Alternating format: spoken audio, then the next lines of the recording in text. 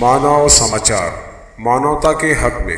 कालचा जो ट्रॅप पडलेला आहे त्यातला आरोपित लोकसेवक जो आहे तो विरुड उपविभाग राजुरा एमएससीबी अंतर्गत वरिष्ठ तंत्रज्ञ म्हणून काम करतो। तेथे जे नवेगाव आहे राजुरा तालुक्यातल्या तेथील काही शेतकऱ्यांचं जे विद्युत पंप कनेक्शन आहे तर त्याची लाईट वारंवार तोडून ते परत पूर्व जोडणी करून देण्याकरिता तो पैशाची मागणी करत होता लोकसेवक। किंवा जर पैसे नसतील तर त्यांनी असं त्यांच्याकडे पहिल्यांदा 10,000 रुपये मागितले होते आणि नंतर मग त्यांनी तडजोडीवरती 5,000 रुपये स्वीकारलेले आहेत। आणि जर पैसे नसतील तर प्रत्येकी 20 किलो तांदूळ ही त्यांनी डिमांड केलेली होती।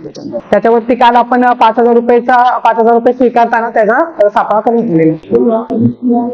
जानेवारी पासून आतापर्यंतचा म्हणजे फेब्रुवारी आहे तोपर्यंत 2 ट्रॅपमध्ये ही पहिलीच घटना आहे। मागच्या वर्षी पण असा काही प्रकार अजून आढळला नव्हता। म्हणजे आतापर्यंत तरी मी चार्ज घेतल्यापासून अजून तरी काही पैशांचे इतर मोबदला असं काही मागण्यात आलेला नाही।